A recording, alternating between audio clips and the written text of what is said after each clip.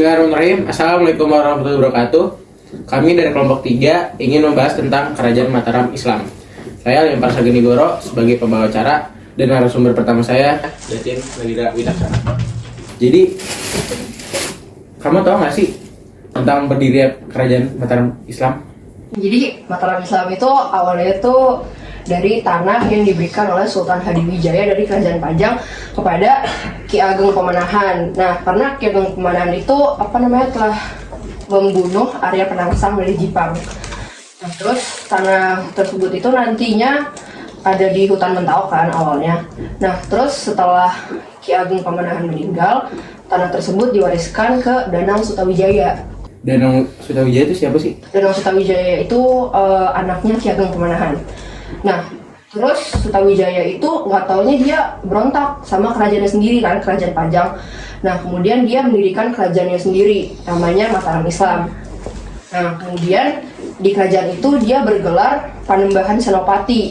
Nah, kemudian dia memindahkan ibu kota Mataram Islam ke kota gede yang ada di Yogyakarta.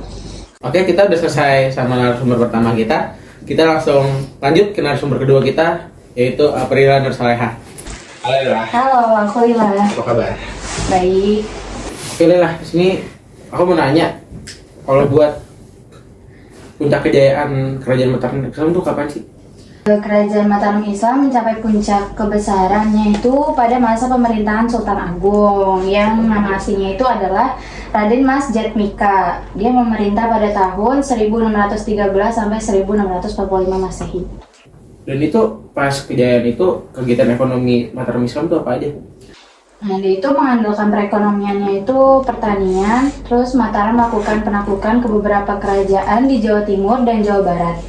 Penarikan upeti dari wilayah-wilayah kekuasaan penghasil beras membuat perekonomiannya berkembang dengan cepat. Oke, makasih Lila.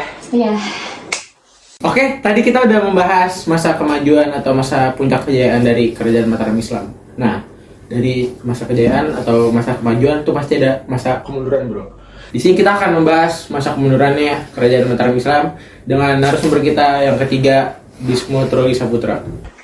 Halo Bismo, apa kabar? Oke, Mo. Di sini masa kemunduran Kerajaan Mataram Islam itu kapan sih? Kemunduran itu setelah Sultan Agung wafat pada tahun 1645. Mataram Islam mengalami kemunduran akibat pemberontakan dari dalam dan tekanan dari luar. Oke, pemberontakan itu ada pemberontakan apa aja? Beberapa pemberontakannya itu yang terjadi antara lain adalah pemberontakan Raden Mas Alit dan Trunojoyo itu tahun 1674 sampai 1680. Perebutan takhta antara Amangkurat II dan Pangeran Pugar itu tahun 1703 sampai 1708. Dan pemberontakan Sunan Kuning itu dari tahun 1723 sampai 1727. Akibat pemberontakan tersebut, Mataram Islam menjadi lemah dan tergantung pada bantuan VOC. Oke.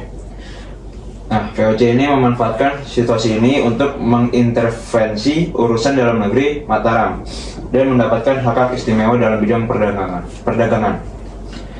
Terus pada tahun 1755, VOC berhasil memecah Mataram menjadi dua kerajaan, yaitu Surakarta dan Yogyakarta melalui perjanjian Giyanti. Oke, makasih Bismo. Tadi kita udah membahas masa kemajuan dan masa kemunduran dari Kerajaan Mataram Islam. Nah, pasti ada orang bertanya-tanya nih, tuh Kerajaan Mataram Islam itu beneran ada apa enggak sih? Nah, di sini kita akan membahas bukti-bukti sejarah peninggalan Kerajaan Mataram Islam bersama narasumber keempat kita, Nadila Arsya Febriani. Lagi ya. Halo Yang. Baik, kabar? Baik dong. Lalu gimana? Alhamdulillah baik juga. Oke ya. Nah, gue pengen nanya nih, barang-barang atau bukti sejarah dari Kerajaan Mataram Islam tuh ada apa aja sih? Itu kalau peninggalan Kerajaan Mataram Islam tuh ada Babat Tanah Jawi, terus ada Serat Centini. Selain Serat Centini tuh juga ada Bangsal Duda sama keris Pusaka Mataram. Oke. Nah, itu kan barang-barangnya tuh ya. Kalau dari daerah-daerahnya tuh ada peninggalannya nggak? Atau ada tempat-tempatnya gitu? Oh, kayak objek wisatanya kali ya. Okay. Kalau objek wisatanya tuh ada Masjid Agung Kota Gede. Okay. Nah, terus ada Pasar Legi Kota Gede sama Benteng Cepuri. Oke. Nah, itu merupakan bukti sejarah dari Mataram Islam. Riki Jilan. Oke, kita udah hampir berada di penghujung acara. Nah, sebelum kita selesaikan acara ini, izinkan saya memperkenalkan editor kami yang mengedit video ini, yaitu Kaisa Syabani. Nah, selain dia mengedit video ini, dia akan memberikan kesimpulan apa yang kita sudah bahas tadi atau tentang kerajaan Mataram Islam. Silakan Kaisa.